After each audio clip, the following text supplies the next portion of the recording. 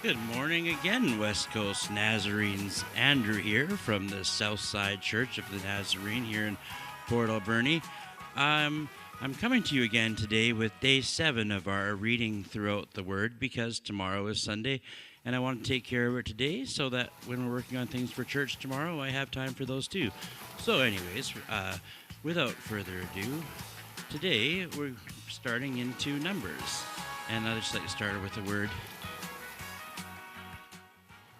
of prayer. Lord God, I pray that you continue to show us a new meaning each time we delve into your word. And I just pray that as we get into Numbers, we find more examples of your love and your direction for your people and for us. In your name I pray.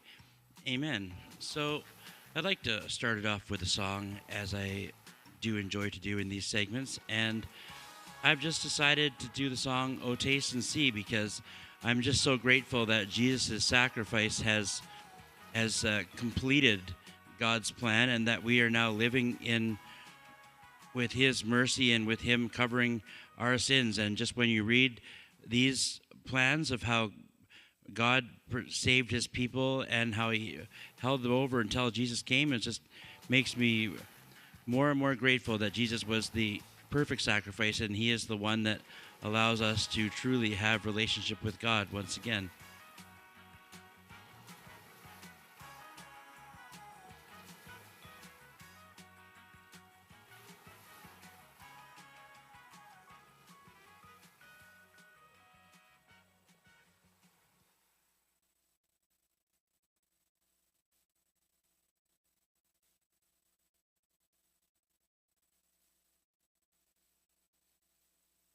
We're just going to see if we can pull that song up here. Just give me one quick moment.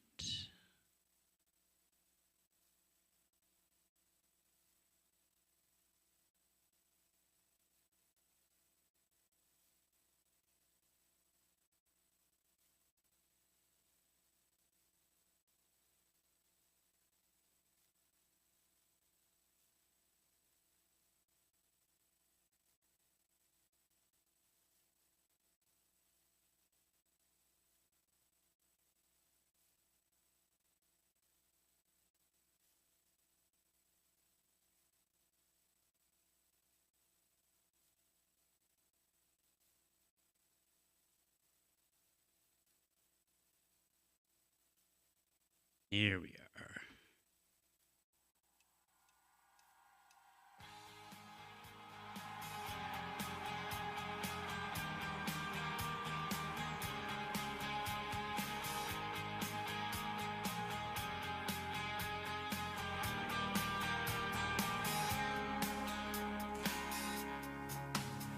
Taste and see that the Lord is good.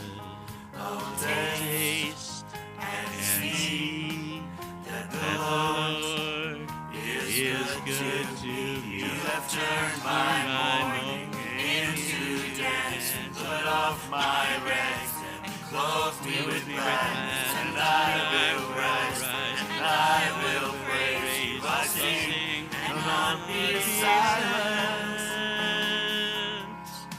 Oh, taste and see that the Lord is good. Oh, taste and see that the Lord is good to me. You have turned my mourning into dance, put off my rags, clothed me with gladness, and I will rise and I will praise. I'll sing and not be silent. Oh Lord, my God, I will give thanks to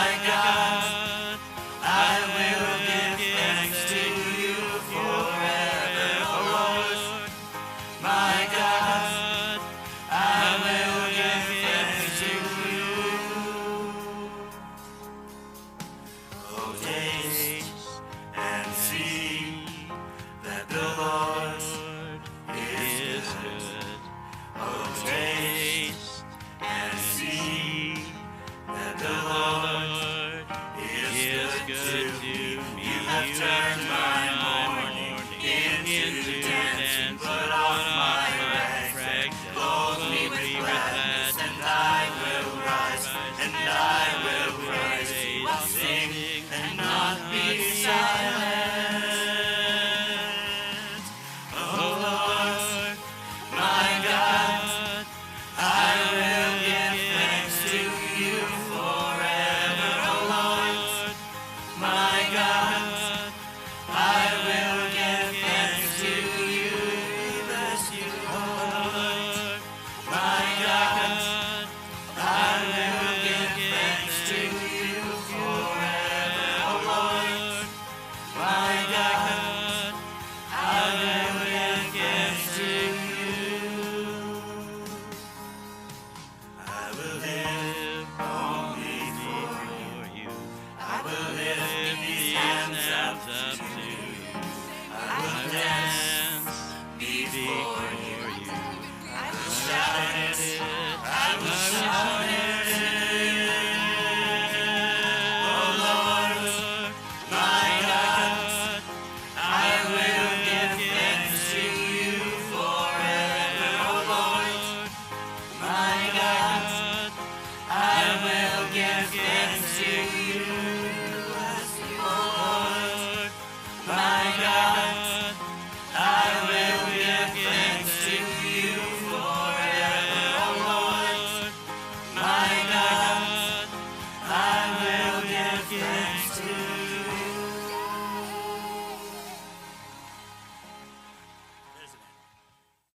All right, now let's get into the word. We are just getting started in Numbers, so let's get that going.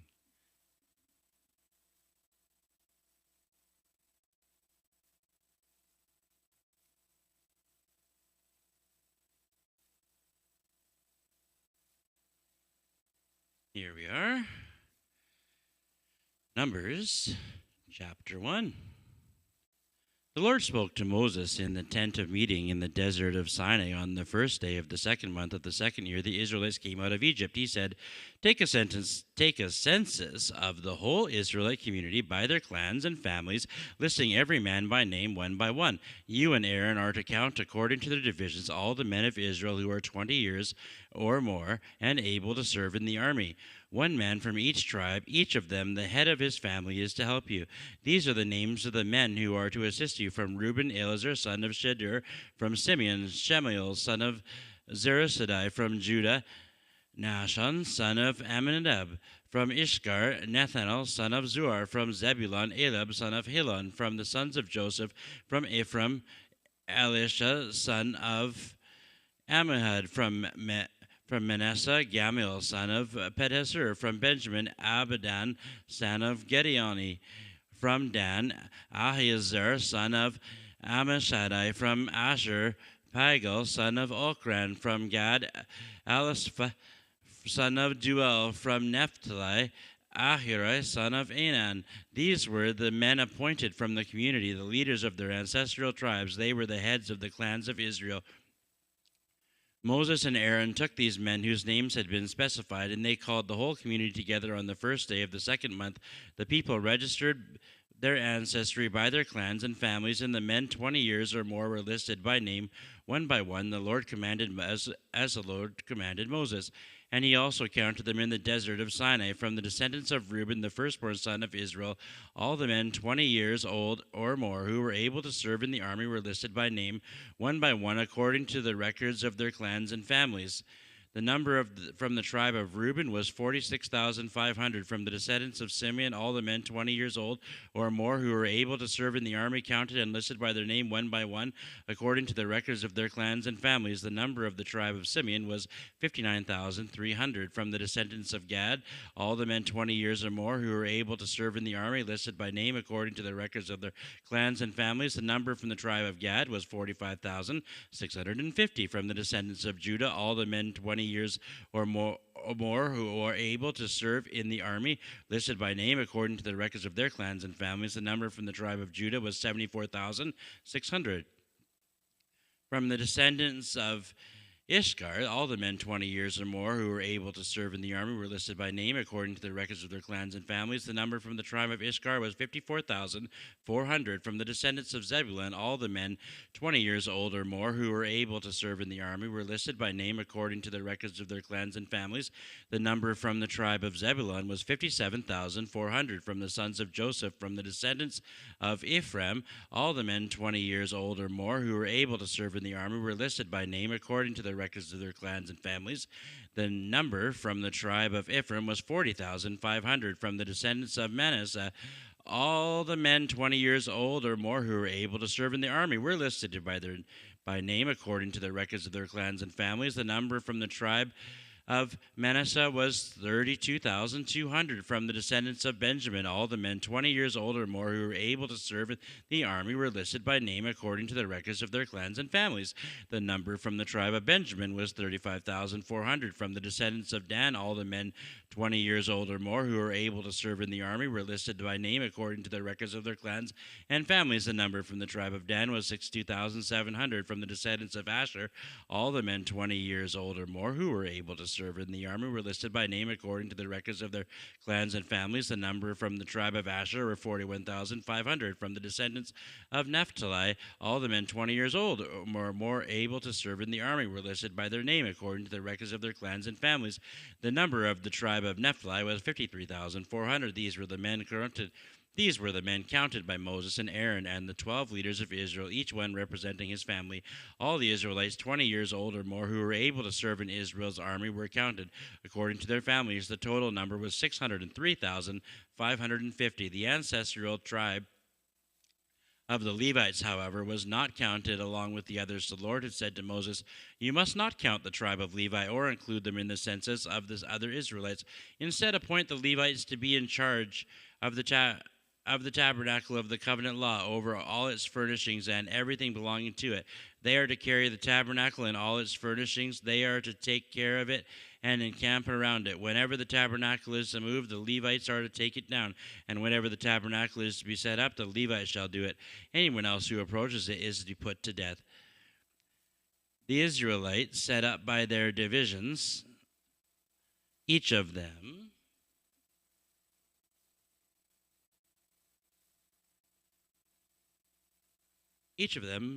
in their own camp under their standard. The Levites, however, are to set up their tents around the tabernacle of the covenant law so that my wrath will not fall on the Israelite community. The Levites are to be responsible for the care of the tabernacle and the covenant law. The Israelites did all this just as the Lord commanded Moses. Numbers chapter 2. The Lord said to Moses and Aaron, "The Israelites are to camp around the tent of meeting some distance from it, each of them under their standard and holding the banners of their family. On the east, toward the sunrise, the divisions of the camp of Judah are to encamp under their standard. The leader of the people of Judah is Nahshon, son of Amminadab. His division numbers 74,600. The tribe of Ishkar will camp next to them. The leader of the people of Ishkar is Nathanael, son of Zor. His division numbers 54,400. The tribe of Zebulun will be next. The leader of the people of Zebulun is Eliab, son of Helon. His division numbers 57,400. All the men assigned to the camp of Judah, according to their divisions, number 186,400. They will set out first. On the south will be the divisions of the camp of Reuben under their standard. The leader of the people of Reuben is Elazar, son of Shedeur. His division numbers 46,500. The tribe of Simeon will camp next to them. The leader of the people of Simeon is Shemuel, son of Zerashadai. His division numbers 59,300. The tribe of Gad will be next. The leader of the people of Gad is Elisaph, son of Duel. His division numbers 46,650. All the men assigned to the camp of Reuben, according to their divisions, number 151,450. They will set out second. Then the tent of the meeting and the camp of the Levites will set out in the middle of the camps. They will set out in the same order as they encamp, each in their own place under their standard. On the west will be the divisions of the camp of Ephraim under their standard. The leader of the people of Ephraim is Elishama, son of Ahimad. His division numbers 40,500. The tribe of Manasseh will be next to them. The leader of the people of Manasseh is Gamaliel, son of Pedahizur, his division numbers 32,200. The tribe of Benjamin will be next. The leader of the people of Benjamin is Abidan, son of Gideoni. His division numbers 35,400. All the men assigned to the camp of Ephraim, according to their divisions, number 108,100. They will set out third. On the north will be the divisions of the camp of Dan under their standard. The leader of the people of Dan is Ahiezer, son of Ammishaddai. His numbers are 62,700. The tribe of Asher will camp next to them. The leader of the people of Asher is Pagiel, son of Okran. His division numbers 41,500. The tribe of Naphtali will be next. The leader of the people of Naphtali is Ahira, son of Anan. His division numbers 53,400. All the men assigned to the camp of Dan number 157,600. They will set out last under their standards. These are the Israelites counted according to the families. All the men in the camps, their divisions, number 603,550. The Levites, however, were not counted along with the other Israelites as the Lord had commanded Moses.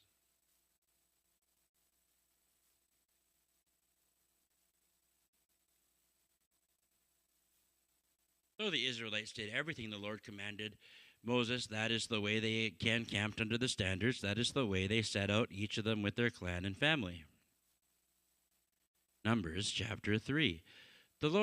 This is the account of the family of Aaron and Moses at the time the Lord spoke to Moses at the Mount Sinai. The names of the sons of Aaron were Nadab, the firstborn, and Abihu, Eleazar, and Ithamar. These were the names of Aaron's son, the anointed priests who were ordained to serve as priests. Nadab and Abihu, however, died before the Lord when they made an offering with unauthorized fire before him in the desert of Sinai. They had no sons, so Eleazar and Ithamar served as priests during the lifetime of their father Aaron. The Lord said to Moses, "Bring the tribe of Levi and present them to Aaron the priest to assist him. They are to perform duties for him and for the whole community at the tent of meeting by doing the work of the tabernacle. They are to take care of all the furnishings of the tent of the meeting, fulfilling the obligations of the Israelites by doing the work of the tabernacle. Give the Levites to Aaron and his sons. They are the Israelites who are to be given wholly to him. Appoint Aaron and his sons to serve as priests. Anyone else who approaches the sanctuary is to be put to death." The Lord also said to Moses, "I have taken the Levites from among the Israelites in place of the first male offspring of every Israelite woman.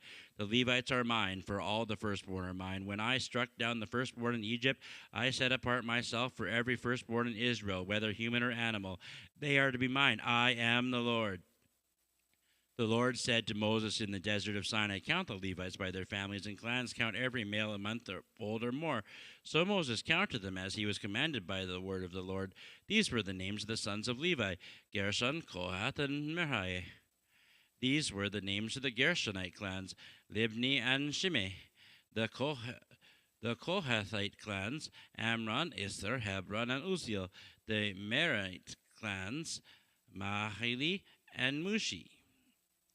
These were the Levite clans according to their families. To Gershon belonged the clans of the Libanites and Shemites. These were the Gershonite clans. The number of the males of a month old or more who were counted was 7,500.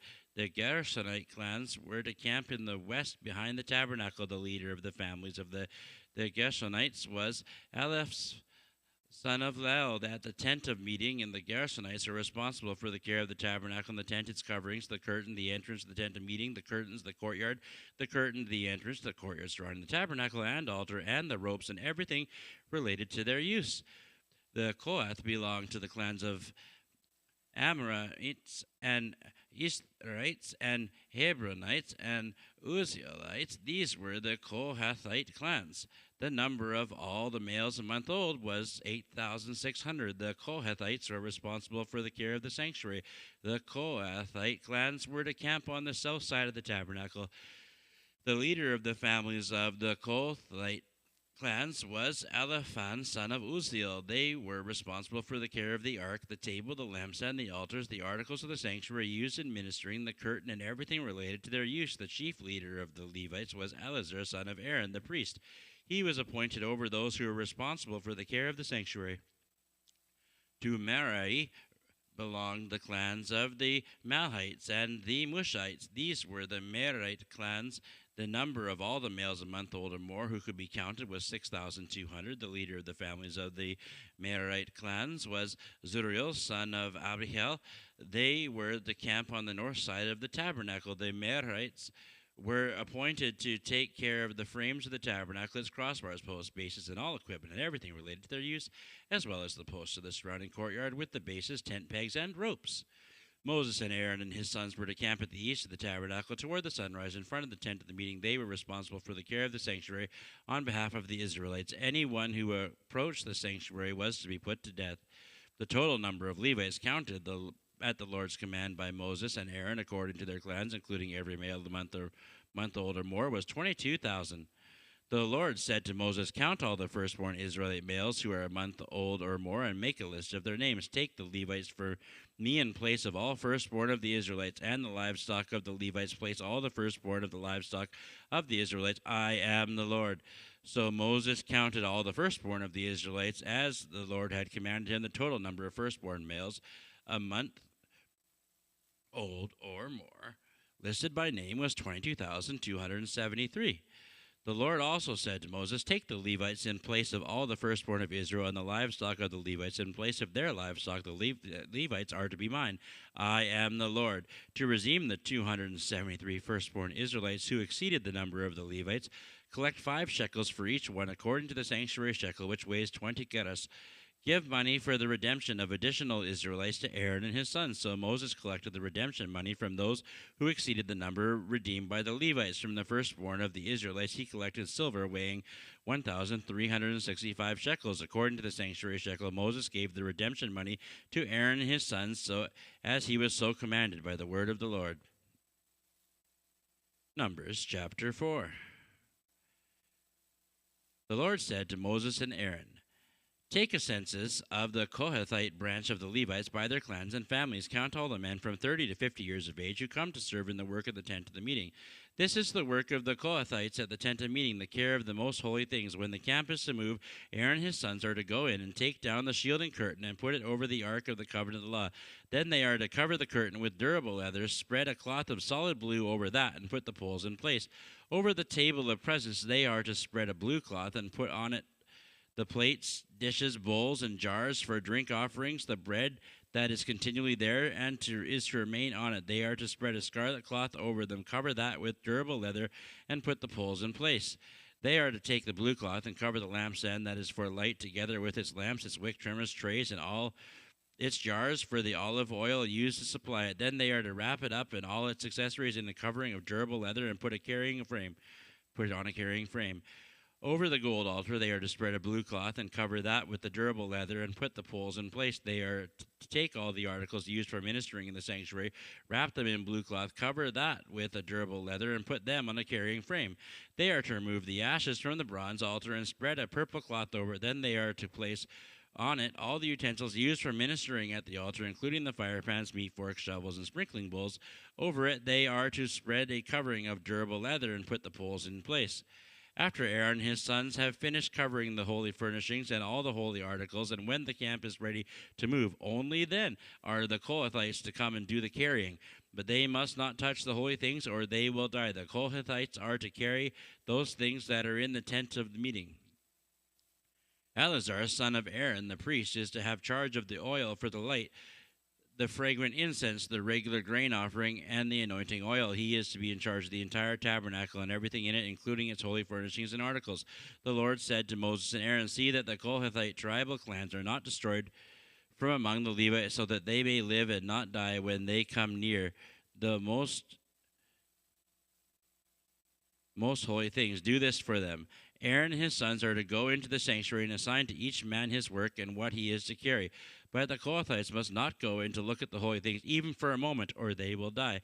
The Lord said to Moses, Take a census also of the Gershonites by their families and clans. Count all the men from 30 to 50 years of age who come to serve and work in the tent of meeting. This is the service of the Gershonite clans, their carrying and their other work. They are to carry the curtains of the tabernacle, that is the tent of meeting, and its covering, its outer covering of durable durable leather, the curtains of the entrance of the tent of meeting, the curtains of the courtyard surrounding the tabernacle and altar, and the curtain for the entrance of the courtyard, the ropes, and all the equipment used in the service of the tent. The Gershonites are to do all that needs to be done with these things. All their service, whether carrying or doing other work, is to be done in the direction of Aaron and his sons. You shall assign them their responsibility, all they are to carry. This is the service of the Gershonite clans in the tent of meeting. Their duties are to be under the direction of Ithamar, son of Aaron, the priest. Count the Merarites by their clans and families. Count all the men from 30 to 50 years of age who come and serve in the work of the tent and meeting as a part of all their service in the tent. They are to carry the frames of the tabernacle, its crossbars, posts, and bases, as well as the posts surrounding the courtyard and their bases, tent pegs, ropes, and all their equipment, everything related to their use, assigned to each man the specific things to carry. This is the service of the Merari clans as they work at the tent and meeting under the direction of Ithamar, son of Aaron the priest. Moses, Aaron, and the leaders of the community counted the Kohathites by their clans and families. All the men from 30 to 50 years of age who came to serve and work in the tent of meeting, counted by their clans, was 2,750. This was the total of all those in the Kohathite clans who served at the tent of meeting. Moses and Aaron counted them according to the Lord's command through Moses. The Gershonites were counted by their clans and families. All the men from 30 to 50 years of age who came to serve and work at the tent of meeting, counted by their clans and families, were 2,630. This was the total of those in the Gershonite clans who served at the tent of meeting. Moses and Aaron counted them according to the Lord's command. The Merarites were counted by their clans and families. All the men from 30 to 50 years of age who came to serve and work at the tent of meeting, counted by their clans, were 3,200. This was the total of those in the Merarite clans. Moses and Aaron counted them according to the Lord's command through Moses. So Moses, Aaron, and the leaders of Israel counted all the Levites by their clans and families. All the men from 30 to 50 years of age who came to do work, serving and carrying in the tent of meeting, numbered 8,580 at the Lord's command, through Moses, each was assigned his work and told what to carry. Thus they were counted as the Lord commanded Moses. Numbers chapter 5. The Lord said to Moses, "Command the Israelites to send away from the camp anyone who has a defiling skin disease or discharge of any kind, or who is ceremonially unclean because of a dead body. Send away male and female alike. Send them outside the camp, so they will not defile their camp where I dwell among them." The Israelites did so, and they sent them outside the camp. They did just as the Lord had instructed Moses. The Lord said to Moses, "Say to the Israelites, any man or woman who wrongs another in a way and is so unfaithful to the Lord is guilty and must confess the sin they have committed. They must make a full restitution for the wrong they have done, add a fifth of the value to it, and give it all to the person they have wronged. But if that person has no close relative to whom restitution can be made for the wrong, the restitution belongs to the Lord. It must be given to the priest along with the ram, which is atonement made for the wrongdoer. All the sacred contributions for the Israelites bring to a priest will belong to him. Sacred things belong to their owners, but what they give to the priest will belong to the priest." Then the Lord said to Moses, "Speak to the Israelites and say to them, if a man's wife goes astray and is unfaithful to him so that another man has sexual relations with her, and this is hidden from her husband by her impurity is undetected, since there was no witness against her, and she has not been caught in the act, and if feelings of jealousy come over the husband and he suspects his wife and she is impure, or if he is jealous and suspects her even though she is not impure, then he is to take his wife to the priest.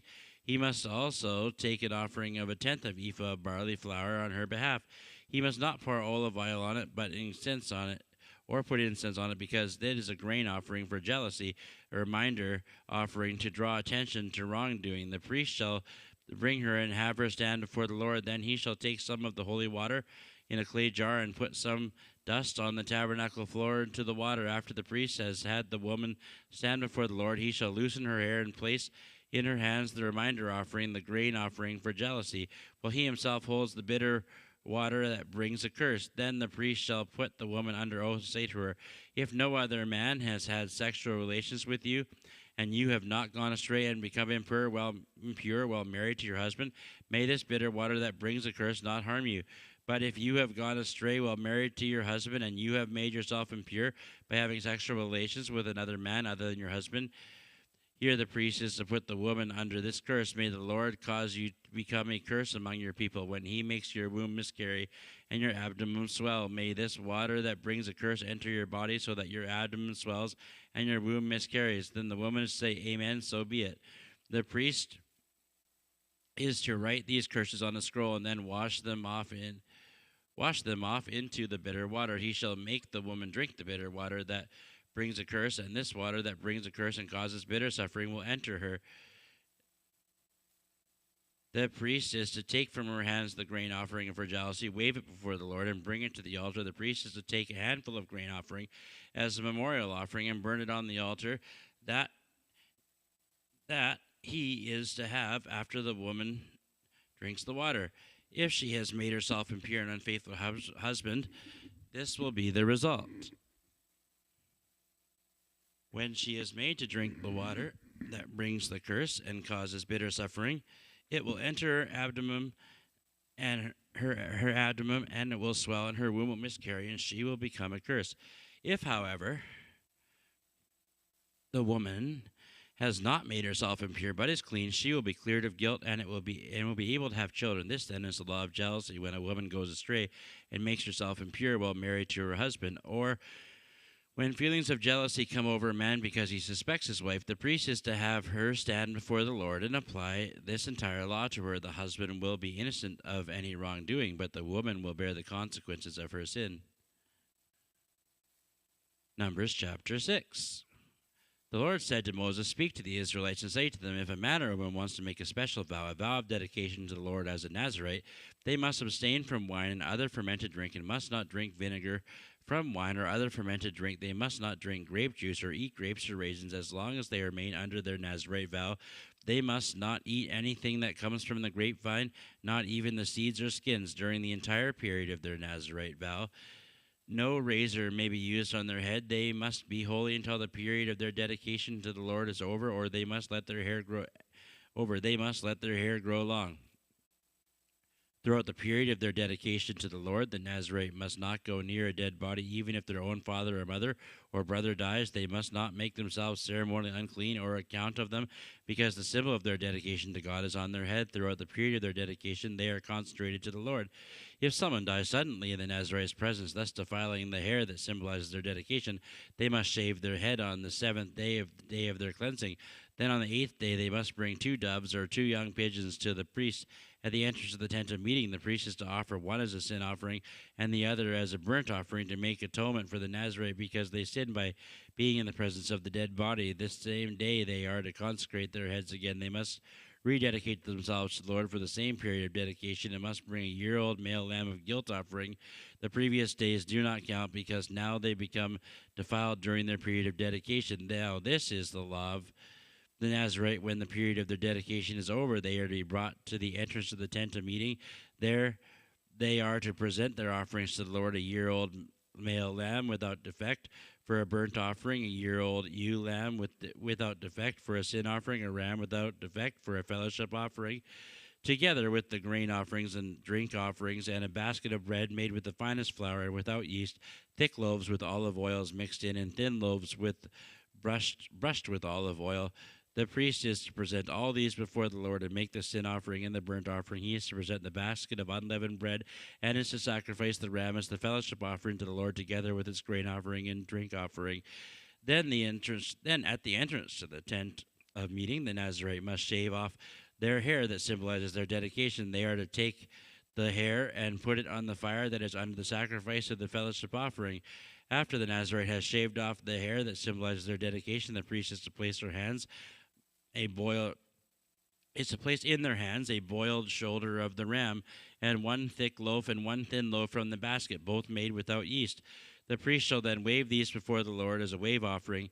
They are holy and belong to the priest, according with the breast that was waved and the thigh that was presented. After that, the Nazirite may drink wine. This is the law of the Nazirite who vows offerings to the Lord in accordance with the dedication. In addition to whatever else they can afford, they must fulfill the vows they have made according to the law of the Nazirite. The Lord said to Moses, "Tell Aaron and his sons, this is how you are to bless the Israelites. Say to them, the Lord bless you and keep you. The Lord make his face shine upon you and be gracious to you. The Lord turn his face towards you and give you peace. So they will put my name on the Israelites, and I will bless them." Numbers chapter 7. When Moses finished setting up the tabernacle, he anointed and consecrated it, all its furnishings. He He also anointed and consecrated the altar and all its utensils. Then the leaders of Israel, the heads of the families who were the tribal leaders in charge of those who were counted, made offerings. They brought as gifts before the Lord 6 covered carts, 12 oxen, and an ox from each leader, and a cart from every two. Then these they presented before the tabernacle. The Lord said to Moses, accept these from them, that they may be used in the work of the tent of the meeting. Give them to the Levites as such man's work requires. So Moses took the carts of oxen and gave them to the Levites. He gave 2 carts and 4 oxen to the Gershonites, their work required, and he gave 4 carts and 8 oxen to the Merarites as their work required. But they were all under the direction of Ithamar, son of Aaron, the priest. But Moses did not give any to the Kohathites, because they were to carry on their shoulders the holy things for which they were responsible. When the altar was anointed, the leaders brought their offerings for its dedication and presented them before the altar. For the Lord had said to Moses, each day one leader is to bring his offering for the dedication of the altar. The one who brought his offering on the first day was Nahshon, son of Amminadab, of the tribe of Judah. His offering was 1 silver plate weighing 130 shekels, and 1 silver sprinkling bowl weighing 70 shekels, with both according to the sanctuary shekel, each filled with the finest flour mixed with olive oil as a grain offering. 1 gold dish weighing 10 shekels filled with incense. 1 young bull, 1 ram, and 1 male lamb a year old for a burnt offering, 1 male goat for a sin offering, and 2 oxen, 5 rams, 5 male goats, and 5 male lambs a year old to be sacrificed as a fellowship offering.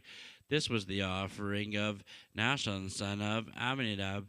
On the second day, Nethanel, son of Zuar, the leader of Issachar, brought this offering. The offering he brought was 1 silver plate weighing 130 shekels, and 1 silver sprinkling bowl weighing 70 shekels, both according to the sanctuary shekel, each filled with the finest flour mixed with olive oil as a grain offering. 1 gold dish weighing 10 shekels filled with incense. 1 young bull, 1 ram, and 1 male lamb a year old for a burnt offering. 1 male goat for a sin offering, and 2 oxen, 5 rams, 5 male goats, and 5 male lambs a year old to be sacrificed as a fellowship offering. This was the offering of Nethanel, son of Zuar. On the third day, Eliab, son of Helon, the leader of the people of Zebulun, brought this offering. His offering was 1 silver plate weighing 130 shekels, 1 silver sprinkling bowl weighing 70 shekels, both according to the sanctuary shekel, each filled with the finest flour mixed with olive oil, a grain offering. 1 gold dish weighing 10 shekels filled with incense. 1 young bull and 1 ram, 1 male lamb a year old for a burnt offering, and 1 male goat for a sin offering, and 2 oxen, 5 rams, 5 male goats, and 5 male lambs a year old to be sacrificed as a fellowship offering. This was the offering Eliab, son of Helon. On the fourth day, Eleazar, son of Shedeur, the leader of the people of Reuben, brought his offering.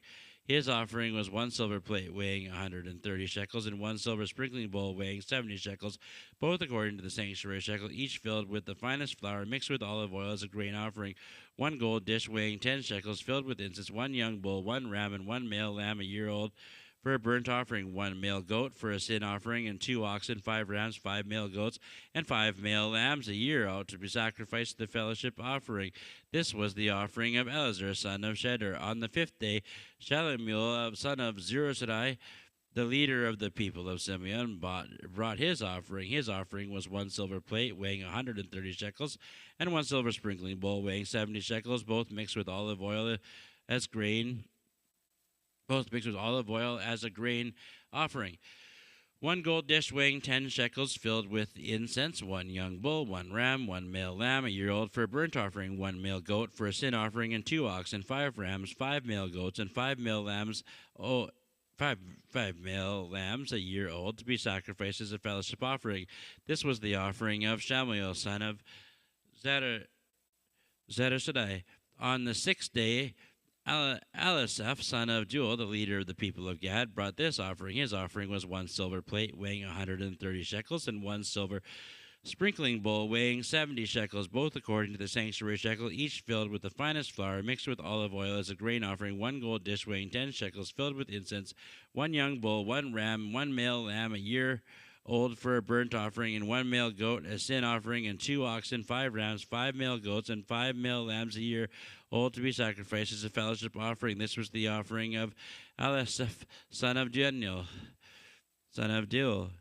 On the seventh day, Elishama, son of Ammihud, the leader of the people of Ephraim, brought his offering. His offering was 1 silver plate weighing 130 shekels and 1 silver sprinkling bowl weighing 70 shekels, both according to the sanctuary shekel, each filled with the finest flour mixed with olive oil as a grain offering, 1 gold dish weighing 10 shekels filled with incense, 1 young bull, 1 ram, 1 male lamb a year old for a burnt offering, 1 male goat for a sin offering, and 2 oxen, 5 rams, 5 male goats, and 5 male lambs a year old to be sacrificed as a fellowship offering. This was the offering of Elishama, son of Ammihud. On the 8th day, Gamaliel, son of Pedahzur, the leader of the people of Manasseh, brought his offering. His offering was 1 silver plate weighing 130 shekels and 1 silver sprinkling bowl weighing 70 shekels, both according to the sanctuary shekel, each filled with the finest flour mixed with olive oil as a grain offering. 1 gold dish weighing 10 shekels filled with incense, 1 young bull, 1 ram, 1 male lamb a year old, a burnt offering, 1 male goat for a sin offering, and 2 oxen, 5 rams, 5 male goats, and 5 male lambs a year old to be sacrificed as a fellowship offering. This was the offering of the Gamaliel, the son of Pedahzur. On the 9th day, Abidan, son of Gideoni, the leader of the people of Benjamin, brought his offering. His offering was 1 silver plate weighing 130 shekels, and 1 silver sprinkling bowl weighing 70 shekels, both according to the sanctuary shekels, each filled with the finest flour mixed with olive oil as a grain offering. 1 gold dish weighing 10 shekels filled with incense, 1 young bull, 1 ram, 1 male lamb a year old for burnt offering, 1 goat for a sin offering, and 2 oxen, 5 rams, 5 male goats, 5 male lambs, and a year old to be sacrificed as a fellowship offering. This was the offering of Abidan, the son of Gideoni. On the 10th day, Asir, son of Ammishaddai, the leader of the people of Dan, brought his offering. His offering was 1 silver plate weighing 130 shekels, 1 silver sprinkling bowl weighing 70 shekels, both according to the sanctuary shekel, each filled with the finest flour mixed with the oil of grain offering as a grain offering, 1 gold dish weighing 10 shekels filled with incense, 1 young bull, 1 ram, and 1 male lamb a year old for a burnt offering, 1 male goat for a sin offering, and 2 oxen, 5 rams, 5 goats, and 5 male lambs a year old to be sacrificed as a fellowship offering. This was the offering of Ahiezer, son of Ammishaddai.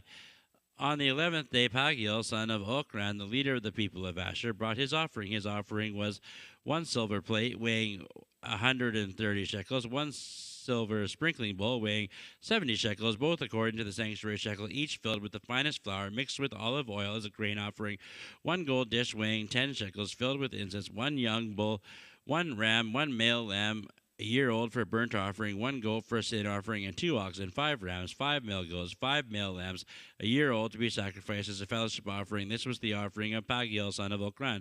On the 12th day, Ahira, son of Anan, the leader of the people of Naphtali, brought his offering. His offering was 1 silver plate weighing 130 shekels, 1 silver sprinkling bowl weighing 70 shekels, both according to the sanctuary shekel, each filled with the finest flour mixed with olive oil as a grain offering, 1 gold dish weighing 10 shekels filled with incense, 1 young bull, 1 ram, 1 male lamb a year old for a burnt offering, 1 male goat for a sin offering, and 2 oxen, 5 rams, 5 male goats, 5 male lambs a year old to be sacrificed as a fellowship offering. This was the offering of Ahira, son of Enan. These were the offerings of the Israelite leaders for the dedication of the altar when it was anointed: 12 silver plates, 12 silver sprinkling bowls, and 12 gold dishes. Each silver plate weighed 130 shekels, and each sprinkling bowl weighed 70 shekels. Altogether, the silver dishes weighed 2,400 shekels. According to the sanctuary shekel, the 12 gold dishes filled with incense weighed 10 shekels each. According to the sanctuary shekel, altogether, the gold dishes weighed 120 shekels. The total number of animals for the burnt offering came to 12 young bulls, 12 rams, 12 male lambs a year old. Together with their grain offering, 12 male goats were used for the sin offering. The total number of animals for the sacrifice of the fellowship offering came to 24 oxen, 60 rams, 60 male goats, 60 male lambs, all a year old. These were the offerings for the dedication of the altar after it was anointed. When Moses entered the tent of the meeting to speak with the Lord, he heard the voice speaking to him from between the 2 cherubim of the atonement cover on the ark and the covenant law. In this way the Lord spoke to him. Numbers chapter 8.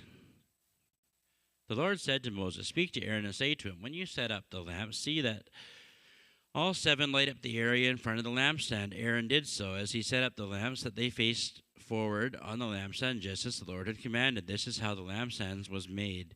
It was made of hammered gold from its base to its blossoms. The lampstand was made exactly like the pattern the Lord had showed Moses.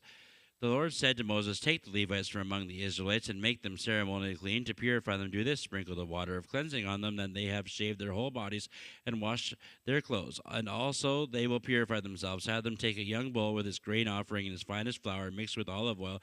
Then you are to take a second young bull for a sin offering. Bring the Levites to the front of the tent of meeting and assemble the whole Israelite community. You are to bring the Levites before the Lord. The Israelites are to lay their hands on them. Aaron is to present the Levites before the Lord and as a wave offering from the Israelites, so that they may be ready to do the work of the Lord. Then the Levites are to lay their hands on the heads of the bulls, using the one as a sin offering for the Lord and the other as a burnt offering to make atonement for the Levites. Have the Levites stand in front of Aaron and his sons, and then present them as a wave offering to the Lord. In this way you are to set the Levites apart from the other Israelites, and the Levites will be mine. After you have purified the Levites and presented them as a wave offering, they are to come and do their work at the tent of meeting.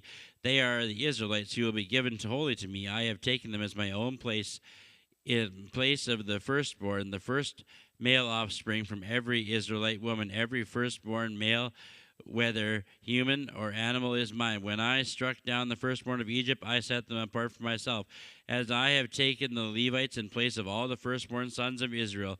From among the Israelites I have given the Levites as gifts to Aaron and his sons to do the work of the tent of the meeting on behalf of the Israelites and make atonement for them, so that no plague will strike the Israelites when they go down near the sanctuary. Moses, Aaron, and the whole Israelite community did with the Levites just as the Lord commanded Moses. The Levites purified themselves and washed their clothes. Then Aaron presented them as a wave offering before the Lord and made atonement for them to purify them. After that, the Levites came to do their work in the tent of meeting under the supervision of Aaron and his sons. They did with the Levites just as the Lord commanded Moses. The Lord said to Moses, "This applies to the Levites. Men 25 years or old more shall come and take part in the work of the tent of the meeting. But at the age of 50 they must retire from their regular service and work no longer. They may assist their brothers in performing their duties at the tent of the meeting, but they themselves must not do the work. This, then, is how you are to assign the responsibilities of the Levites."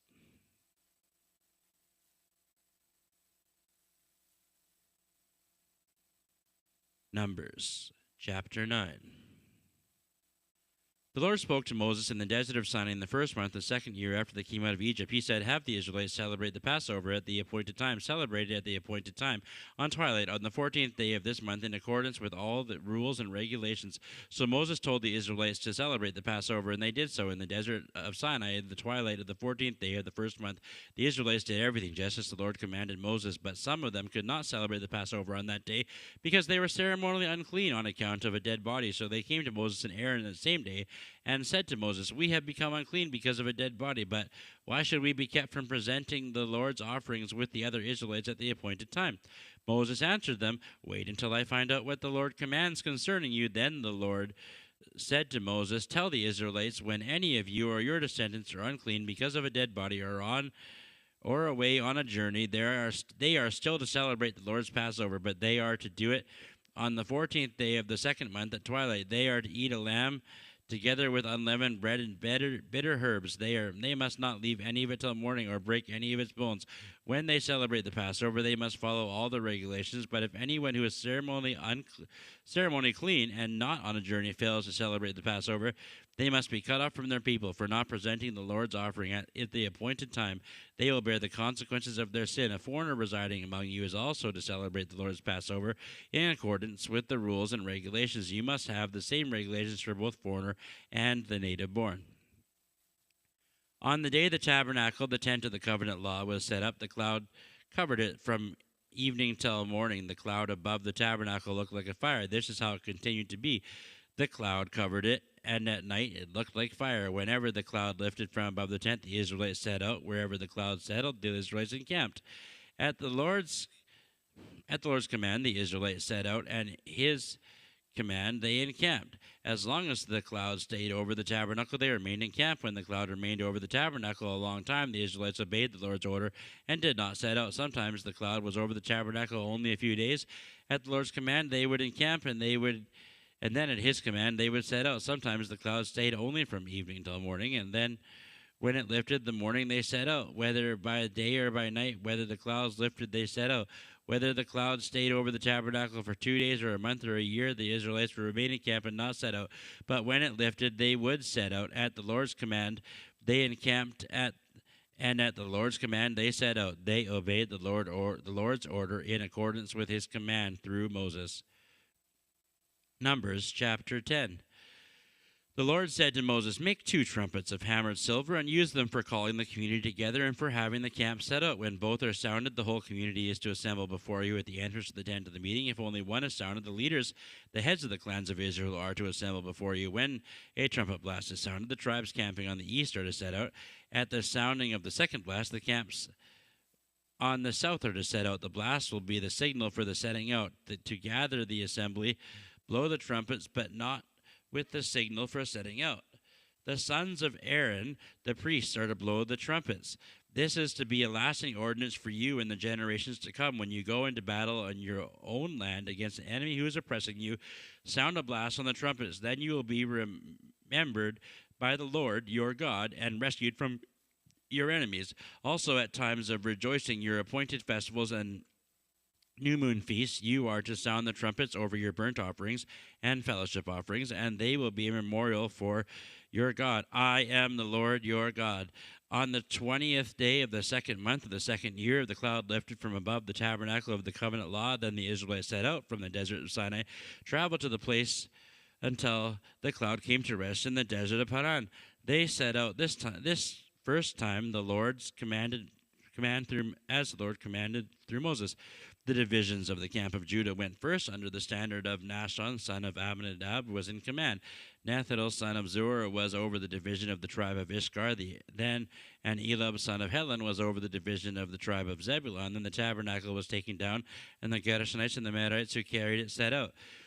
The divisions of the camp of Reuben went next under the standard. Elazar, son of Shedeur, was in command. Shelumiel, son of Jerusalem, was over the division of the tribe of Simeon, and Elisaph, son of Deuel, was over the division of the tribe of Gad. Then the Kohathites set out carrying the holy things. The tabernacle was to be set up before they arrived. The divisions of the camp of Ephraim went next under the standard of Elishama, son of Amminadab, was in command. Gamaliel, son of Pedahsur, was over the division of the tribe of Manasseh, and Abidan, son of Gideoni, was over the division of the tribe of Benjamin. Finally, as the rear guard of all the units, the divisions of the camp of Dan set out under their standards.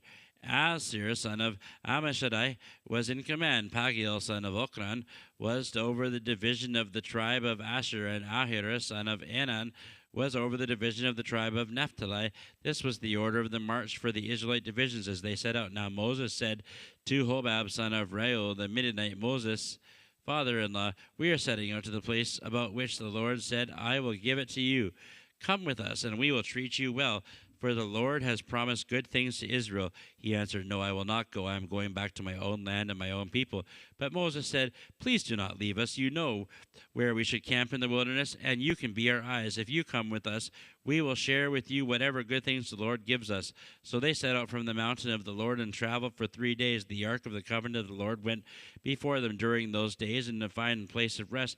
The cloud of the Lord was over them by day and set out from the camp. Whenever the ark set out, Moses said, "Rise up, Lord. May your enemies be scattered. May your foes flee before you." Whenever it came to rest, he said, "Return, Lord, to the countless thousands of Israel." Numbers 11. Now, the people had complained about their hardships in the hearing of the Lord, and when he heard them, his anger was aroused. Then fire from the Lord burned among them and consumed some of the outskirts of the camp.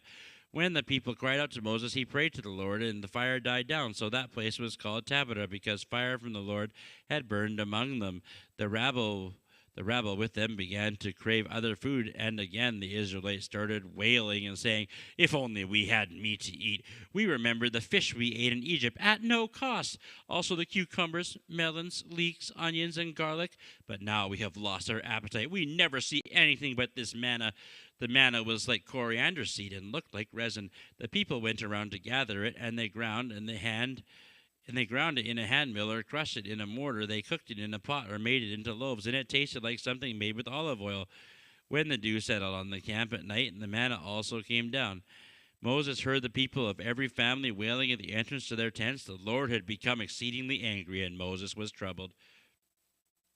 He asked the Lord, "Why have you brought this trouble on your servant? What have I done to displease you that you put the burden of all these people on me? Did I conceive all these people? Did I give them birth? Why do you tell me to carry them in my arms as a nurse carries an infant to the land you promised on oath to their ancestors? Where can I get meat for all these people? They keep wailing to me, 'Give us meat!'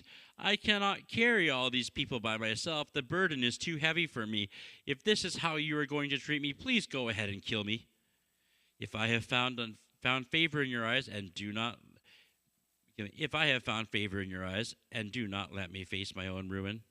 The Lord said to Moses, "Bring me 70 of Israel's elders who are known to you as leaders of the officials among the people. Have them come to the tent of meeting, that they may stand here with you. I will come down and speak with you there, and I will take some of the power of the Spirit that is in you and put it on them. They will share the burden of the people with you, so that you will not have to carry it alone. Tell the people, 'Consecrate yourselves in preparation for tomorrow, when you will eat meat.' The Lord heard you when you wailed, 'If only we had meat to eat! We were better off in Egypt.' Now the Lord will give you meat, and you will eat it. You will not eat it for just 1 day or 2 days or 5 or 10 or 20, but for a whole month, until it comes out of your nostrils, and you loathe it, because you have rejected the Lord who is among you, and have wailed before him, saying, 'Why did we ever leave Egypt?' But Moses said, 'Here I am among 600,000 men on foot, and you will say, I will give them meat to eat for a whole month. Would they have enough flocks and herds if we slaughtered them? Would they have enough if all the fish in the sea were caught for them?' The Lord answered Moses, 'Is the Lord's arm too short? Now you will see whether or not what I say will come true for you.' So Moses went out and told the people what the Lord had said. He brought together 70 of their elders and had them stand around the tent. Then the Lord came down in a cloud and spoke with them, and he took some of the power of the Spirit that was on him and put it on the 70 elders. When the Spirit rested on them, they prophesied, but did not do so again. However, 2 men whose names were Eldad and Medad had remained in the camp. They were listed among the elders, but they did not go out to the tent. Yet the Spirit also rested on them, and they prophesied in the camp. A young man ran and told Moses, 'Eldad and Medad are prophesying in the camp.' Joshua, son of Nun, who had been Moses' aide since his youth, spoke up and said, 'Moses, my Lord, stop them.' But Moses replied, 'Are you jealous for my sake? I wish that all the Lord's people were prophets, and the Lord would put his Spirit on them.' Then Moses and the elders in Israel returned to the camp. Now a wind went up from the Lord and drove quail from the sea. It scattered them up to 2 cubits deep around the camp, as far as a day's walk in any direction. All that day and night, and all the day the next, the people went out and gathered quail. No one gathered less than 10 omers. Then they spread them out all around the camp. But while the meat was still between their teeth, and before it could be consumed, the anger of the Lord burned against them and the people, and he struck them with a severe plague. Therefore the place was named Kibroth Hattaavah, because they buried the people who had craved other food. From Kibroth Hattaavah, the people traveled to Hazeroth and stayed there. Numbers chapter 12. Miriam and Aaron began to talk against Moses because of his Cushite wife, for he had married a Cushite. 'Has the Lord spoken only through Moses?' they asked. 'Hasn't he also spoken through us?' And the Lord heard this. Now Moses was a very humble man, more humble than anyone else on the face of the earth. At once the Lord said to Moses, Aaron, and Miriam, 'Come out to the tent of meeting, all 3 of you.' So the 3 of them went out. Then the Lord came down in a pillar of cloud, and he stood at the entrance to the tent and summoned Aaron and Miriam. When the 2 of them stepped forward, he said, 'Listen to my words. When there is a prophet among you, I, the Lord, reveal myself to them in visions. I speak to them in dreams. But this is not true of my servant Moses. He is faithful in all my house. With him I speak to his face clearly and not in riddles. He sees the form of the Lord. Why then were you not afraid to speak against my servant Moses? The anger of the Lord burned against them, and he left them. When the cloud lifted from above the tent, Miriam's skin was leprous. It became as white as snow. Aaron turned toward her and saw that she had a defiling skin disease, and he said to Moses, Please, my Lord, I ask you not to hold against us the sin we have foolishly committed. Do not let her be like a stillborn infant coming from its mother's womb with its flesh half eaten away. So Moses cried out to the Lord, Please, God, heal her. The Lord replied to Moses, If her father had spit in her face, would she not have been in disgrace for 7 days? Confine her outside the camp for 7 days. After that, she can be brought back. So Miriam was confined outside the camp for 7 days, and the people did not move on till she was brought back. After that, the people left Hazeroth and encamped in the desert of Paran.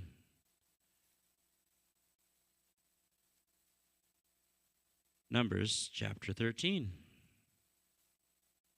The Lord said to Moses, Send some men to explore the land of Canaan, which I am giving to the Israelites. From each of the ancestral tribes send one of its leaders. So, at the Lord's command, Moses sent them out from the desert of Paran. All of them were leaders of the Israelites. These are their names: from the tribe of Reuben, Shammah and Zechar; from the tribe of Simeon, Saphat of Hori; from the tribe of Judah, Caleb son of Jephunneh; from the tribe of Ishkar, Igal son of Joseph; from the tribe of Ephraim, Hosea son of Nun; from the tribe of Benjamin, Palti son of Raphu; from the tribe of Zebulun, Gadiel son of Sodai; from the tribe of Massai, a tribe of Joseph, Gadi and Circe; from the tribe of Dan, Ammon and Gavalai; from the tribe of Asher, son of the Mechilai, Sethur, son of Michael; from the tribe of Naphtali, Nabri, son of Vachhi; from the tribe of Gad, Gero, son of Maki. These are the names of the men Moses sent to explore the land. Moses gave Hoshea, son of Nun, the name Joshua. When Moses sent them to explore Canaan, he said, Go up through the Negev and into the hill country. See what the land is like, and whether the people who live there are strong or weak, few or many. What kind of land do they live in? Is it good or bad? What kind of towns they live in? Are they unwalled or fortified? How is the soil? Is it fertile or poor? Are there trees or not? Do your best to bring back some samples of the fruit and the land. It was the season for the first ripe grapes. So they went up and explored the land from the desert of Zin far as Rehob toward Lebo Hamath. They went up through the Negev and came to Hebron, where Ahiman and Sheshai and Talmai, the descendants of Anak, lived. Hebron had been built 7 years before Zoan in Egypt. When they reached the valley of Eshcol, they cut off a branch bearing a single cluster of grapes. 2 of them carried on a pole between them, along with some pomegranates and figs. That place was called the Valley of Eshcol because the cluster of grapes the Israelites cut off there. And at the end of 40 days, they returned from exploring the land. They came to Moses and Aaron and the whole Israelite community at Kadesh in the desert of Paran. There they reported to them and to the whole assembly and showed them the fruit of the land. They gave Moses this account: We went into this land which you sent us, and it does indeed flow with milk and honey. Here is its fruit. But the people who live there are powerful, and the cities are fortified and very large. We even saw descendants of Anak there. The Amalekites live in Negev, and the Hittites and the Jebusites, and the Amorites live in the hill country, and the Canaanites live near the sea along the Jordan. Then Caleb silenced the people before Moses and said, We should go up and take possession of the land, for we can certainly do it. But the men who had gone up with him said, We can't attack those people. They are stronger than we are. And they spread among the Israelites a bad report about the land they explored. They said, The land we explored devours those living in it. All the people we saw there were of great size. We saw the Nephilim there. The descendants of Anak come from the Nephilim. We seemed like grasshoppers in our own eyes, and we looked to them the same. Numbers chapter 14. That night, all the members of the community raised their voices and wept aloud. All the Israelites grumbled against Moses and Aaron in the whole assembly and said to them, If only we had died in Egypt or in this wilderness. Why is the Lord bringing us to this land only to let us fall by the sword? Our wives and children will be taken as plunder. Wouldn't it be better if we go back to Egypt? And they said to each other, We should choose a leader and go back to Egypt. Then Moses and Aaron fell face down in front of the whole Israelites assembly gathered there Joshua son of Nun and Caleb son of Jephunneh, who were among those who had explored the land, tore their clothes and said to the entire Israelite assembly, "The land we passed through and explored is exceedingly good. If the Lord is pleased with us, he will lead us into that land, a land flowing with milk and honey, and he will give it to us. Only do not rebel against the Lord, and do not be afraid of the people of the land, because we will devour them. Their protection is gone, but the Lord is with us. Do not be afraid of them." But the whole assembly talked about stoning them. Then the glory of the Lord appeared at the tent of the meeting to all the Israelites. The Lord said to Moses, "How long will these people treat me with contempt? How long will they refuse to believe in me in spite of all the signs I have performed among them? I will strike them down with a plague and destroy them, but I will make you into a nation greater and stronger than they." But Moses said to the Lord, "Then the Egyptians will hear about it. By your power you brought these people out from among them, and they will tell the inhabitants of this land about it. They have already heard that you, Lord, are with these people, and that you, Lord, have been seen face to face, that your cloud stays over them, and that you go before them in a pillar of cloud and a fire by night. If you put all these people to death, leaving none alive, the nations who have heard this report about you will say, 'The Lord was not able to bring these people into the land he promised them on oath, so he slaughtered them in the wilderness.' Now may the Lord's strength be displayed, just as you have declared. The Lord is slow to anger, abounding in love, and forgiving sin and rebellion. Yet he does not leave the guilty unpunished. He punishes the children of the sin of the parents to the third and fourth generation. In accordance with your great love, forgive the sin of these people, just as you have pardoned them from the time they left Egypt until now." The Lord replied, "I have forgiven them as you asked. Nevertheless, as surely as I live, and as surely as the glory of the Lord fills the whole earth, not one of those who saw my glory and the signs I performed in Egypt and in the wilderness, but who disobeyed me and tested me 10 times, not one of them will ever see the land I promised on oath to their ancestors. No one who has treated me with contempt will ever see it. But because my servant Caleb has a different spirit and follows me wholeheartedly, I will bring him into the land he went to, and his descendants will inherit it. Since the Amalekites and the Canaanites are living in the valleys, turn back tomorrow and set out towards the desert along the route to the Red Sea." The Lord said to Moses and Aaron, "How long will this wicked community grumble against me? I have heard the complaints of these grumbling Israelites. So tell them, as surely as I live, declares the Lord, I will do to you the very thing I have heard you say. In this wilderness your bodies will fall. Every one of you 20 years old or more who was counted in the census and who has grumbled against me, not one of you will enter the land I swore with uplifted hand to make your home, except Caleb, son of Jephunneh, and Joshua, son of Nun. As for your children that you said would be taken as plunder, I will bring them in to enjoy the land you have rejected. But as for you, your bodies will fall in this wilderness. Your children will be the shepherds here for 40 years, suffering for your unfaithfulness, until the last of your bodies lies in the wilderness.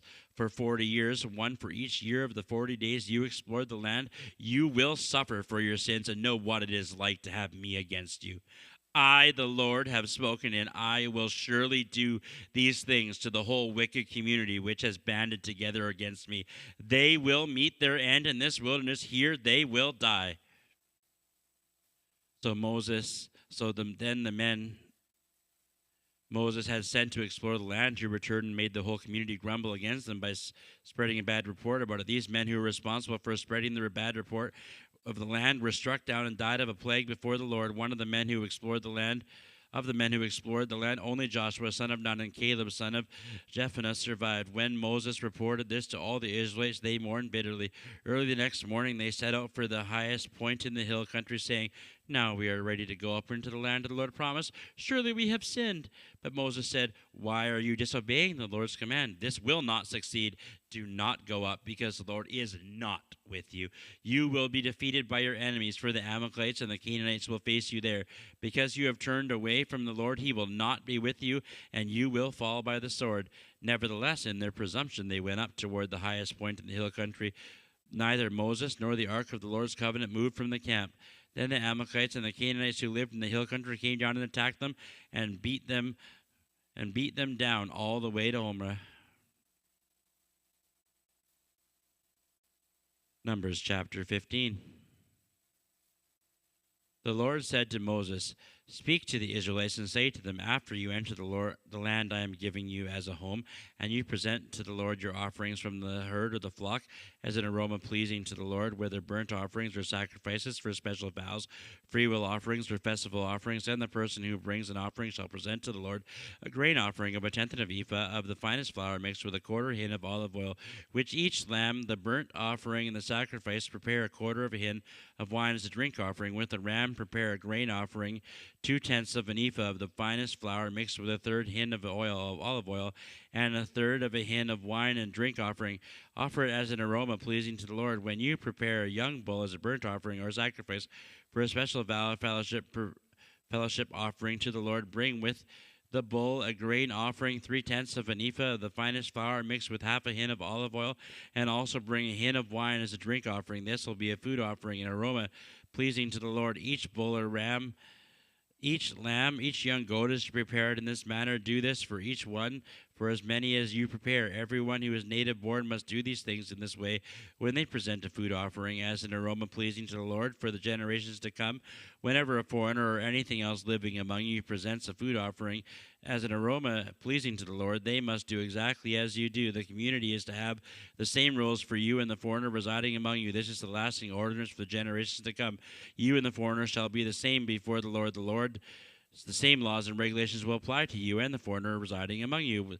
The Lord said to Moses, "Speak to the Israelites and say to them, when you enter the land to which I am taking you, and when you eat the food of the land, present a portion as an offering to the Lord. Present a loaf from the first of your ground meal, and present it as an offering from the threshing floor. Throughout the generations to come, you are to give this offering to the Lord from the first of your ground meal." Now, if you, as a community, unintentionally fail to keep any of these commands,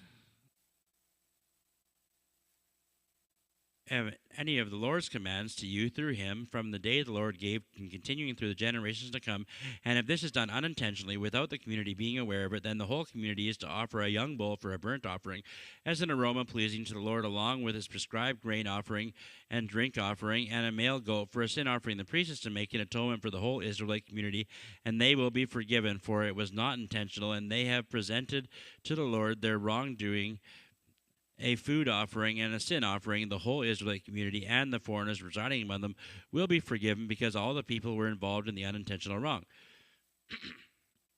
But if just one person sins unintentionally, that person must bring a year-old female goat for a sin offering. The priest is to make atonement before the Lord for the one who entered by sinning unintentionally, and when the atonement has been made, that person will be forgiven. One and the same law applies to everyone who sins unintentionally, whether a native-born Israelite, a foreigner, or residing amongst you.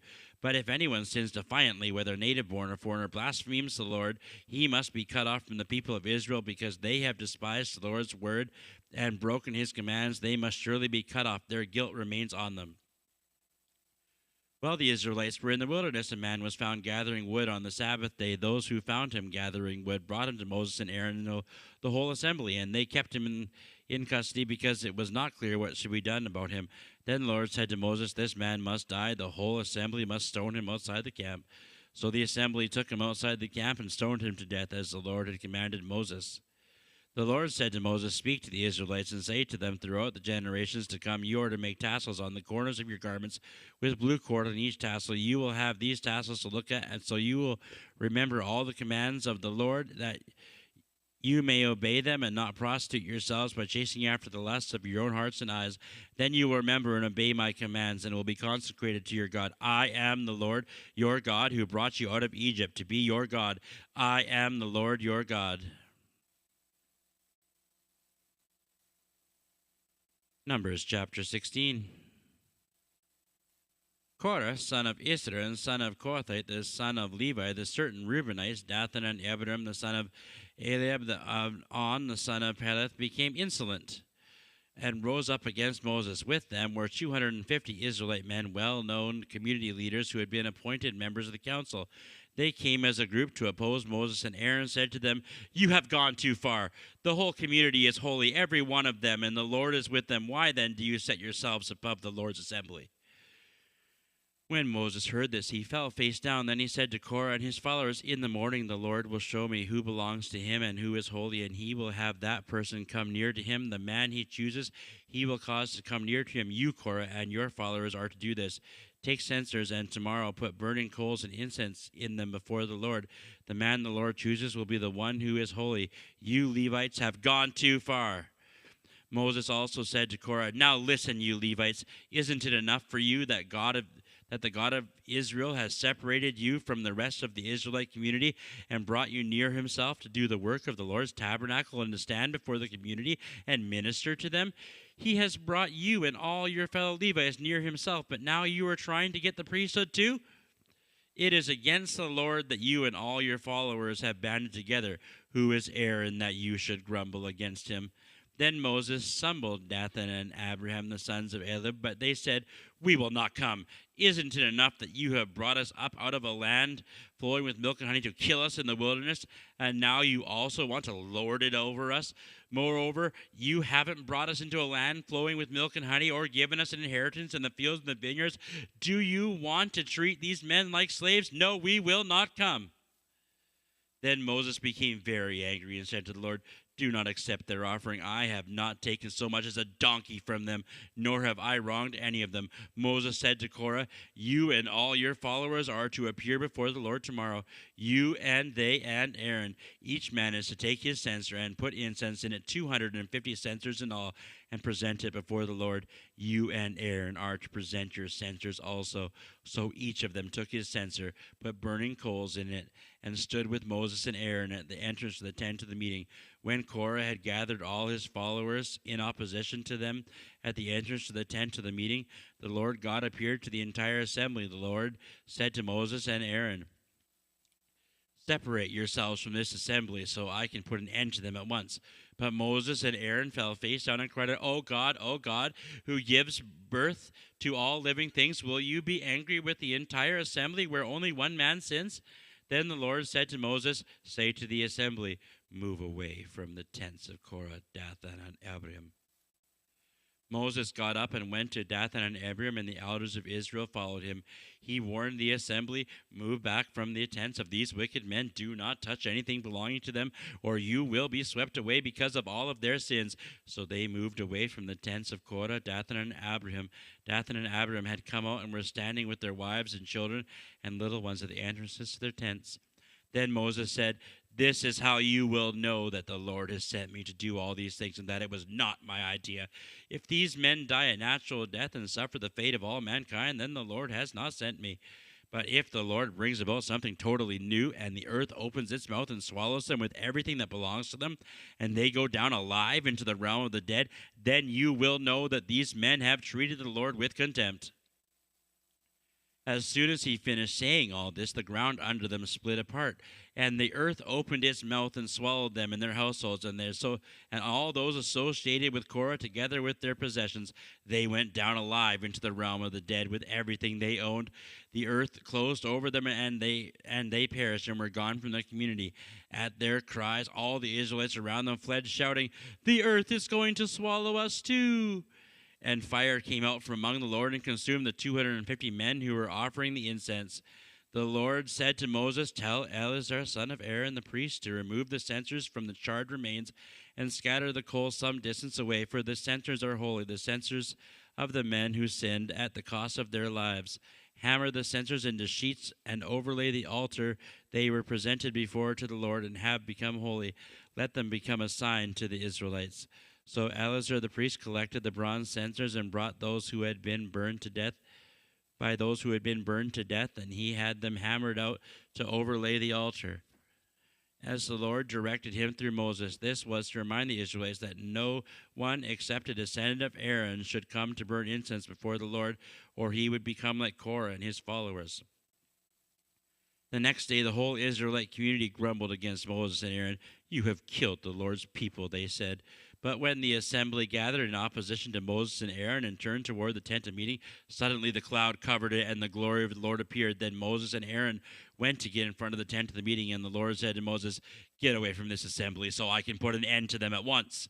And then they fell face down. Then Moses and Aaron, "Take your censer and put incense in it." said to Aaron, "Take your censer and put incense in it, along with burning coals from the altar, and hurry to the assembly to make atonement for them. Wrath has come out from the Lord, and the plague has started." So Aaron did as Moses said and ran into the midst of the assembly. The plague had already started among the people, but Aaron offered the incense and made the atonement for them. He stood between the living and the dead, and the plague stopped. But 14,700 people died from the plague, in addition to those who had died because of Korah. Then Aaron returned to Moses at the entrance to the tent of the meeting, for the plague had stopped. Numbers chapter 17. The Lord said to Moses, "Speak to the Israelites and get 12 staffs from them, one from the leader of each of their ancestral tribes. Write the name of each man on his staff. On the staff of the Levi, write Aaron's name, for there must be one staff for the head of each ancestral tribe. Place them in the tent of the meeting in front of the ark of the covenant where I meet with you. The staff belonging to the man I choose will sprout, and I will rid myself of this constant grumbling against you from the Israelites." So Moses spoke to the Israelites and their leaders and gave them 12 staffs for the one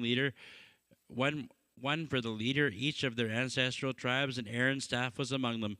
Moses placed the staffs before the Lord in the tent of the covenant law. The next day Moses entered the tent and saw that Aaron's staff, which represented the tribe of Levi, had not only sprouted, but had budded, blossomed, and produced almonds.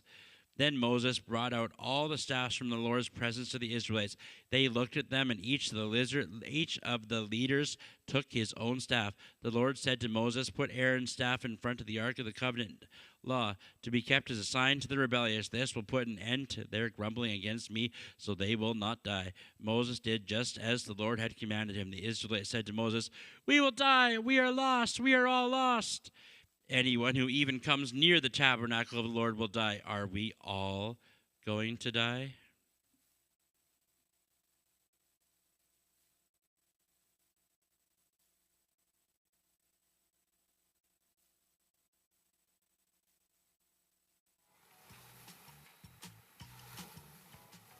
Well, isn't that a note to leave it on? I guess we'll find out tomorrow whether they did in fact all die. Anyways, God bless and see you soon.